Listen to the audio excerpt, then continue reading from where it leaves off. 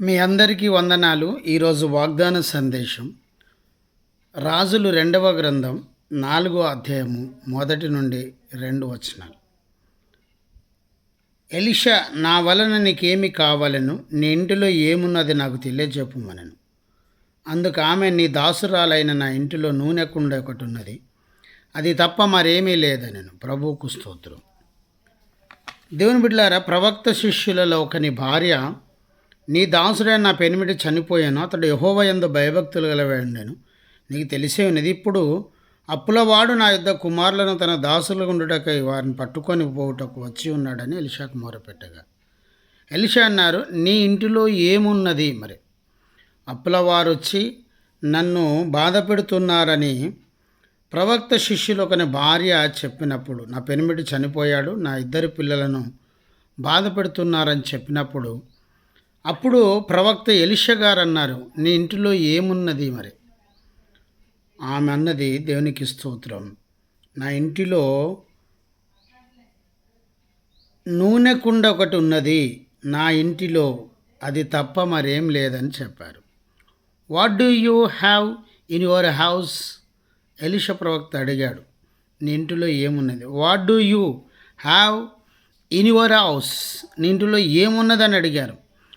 నూనె కుండ ఉన్నది, అయితే ఆ కుండను ఖాళీ చేయాలని ప్రవక్త చెప్పారు.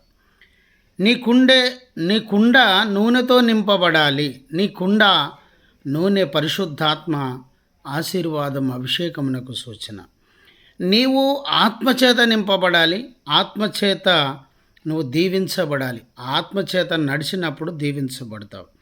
నీ స్థితి ఎలా ఉన్నా దేవుని దగ్గరకు వస్తే నీ స్థితిని మార్చేస్తాడు ప్రభు. నీ పరిస్థితులన్నీ మారిపోతాయి. ప్రభు దగ్గరకు వచ్చి ప్రార్థన చేయి.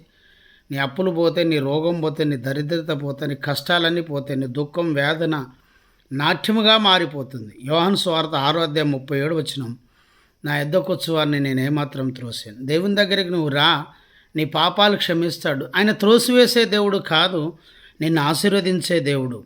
యోహాను 6:37 ప్రకారం నా యొద్దకు వచ్చు వారిని నేను త్రోసివేయను అంటున్నాడు. నువ్వు ఏ దశలో, ఏ కష్టాల్లో ఉన్నా నువ్వు దేవుని బిడ్డలారా దేవుని దగ్గరికి రా. దేవుడు శ్రమను ఎందుకు నీకు అనుమతిస్తున్నాడు? రాజులు 2వ గ్రంథం 4వ అధ్యాయం ఏమీ లేదని చెప్పింది ఆ ప్రవక్త శిష్యుని భార్య, చనిపోయిన ఆయన భార్య. దేవుని కొరకు ఏదైనా ఇవ్వడానికి నువ్వు సిద్ధపడు, ఆశీర్వదించబడతావు. నువ్వు దేవుని కొరకు ఇవ్వడానికి సిద్ధపడు. మత్తయి సువార్త 14:16లో మీ దగ్గర ఏమున్నదని అడిగాడు. అక్కడ అరణ్యంలో ఏమీ లేదు వాళ్ళ దగ్గర, 2 రొట్టెలు 5 చేపలు తప్ప. అప్పుడు వాటిని ఆశీర్వదించి అనేకులకు పంచి ఇచ్చాడు ప్రభు. ఈరోజు నీ దగ్గర ఏమి లేకున్నా వ్యాపారం చేయి, దేవుడు దీవిస్తాడు. ఏమి లేకున్నా సేవ చేయి, దేవుడు ఆశీర్వదిస్తాడు. ఏమి లేకున్నా దేవునికి ఇయ్యి, దేవుడు అత్యధికంగా ఆశీర్వదిస్తాడు. 2 కాసులేసిన విధవరాలను దేవుడు ఆశీర్వదించాడు. నీ పరిచర్యను దీవిసి, నీ రోగం పోతే, నీ అప్పు పోతే, నీ బాధ పోతే, బలైన దేవుని కొరకు ఏదో చేయడానికి సిద్ధపడు, ఇవ్వడానికి సిద్ధపడు. ఇక్కడ ప్రవక్త ఎలీషా గారు అడిగారు, నీ దగ్గర ఏమున్నది? నీ ఇంటిలో నూనె కుండ తప్ప ఏమీ లేదన్నారు. దీవించబడినారు. ఈరోజు నూనె ఆగిపోలేదు. దేవునికి స్తోత్రం. నూనె ధార ఆగిపోలేదు, ఆశీర్వాదం ఆగిపోలేదు. నీ కుటుంబంలో ఆశీర్వాదం ఆగిపోదు. నువ్వు ప్రార్థన చే, ప్రభు అత్యధికంగా దీవిస్తాడు. ప్రభుని యేసుక్రీస్తు మాటలు దీవించును గాక. ఆమేన్. జయమనే మా యూట్యూబ్ ఛానల్ సబ్స్క్రైబ్ చేయండి, లైక్ చేయండి, షేర్ చేయండి, అనేకులకు తెలియచేయండి. మీ ప్రార్థన అవసరంలో మాకు కాల్ చేయండి. మా సెల్ నెంబర్ 9948930321. గమనించండి, ప్రతి నెల 3వ మంగళవారం, ఈ నెల 20వ తారీఖు మంగళవారం పాస్టర్స్ కాన్ఫరెన్స్ ఉజ్జీవ మహాసభ ధర్మారం, వరంగల్, తెలంగాణ, ఇండియాలో ఏర్పాటు చేస్తున్నాం. రండి. పాస్టర్లకు 200 ఛార్జ్ చేస్తున్నాం. అందరికి భోజనాలు ఏర్పాటు చేస్తున్నాం. ఈ పరిచర్యను ప్రేమించి ప్రోత్సహించండి. ప్రభు మీ కుటుంబాలను దీవించును గాక. Amen. Praise the Lord. Amen.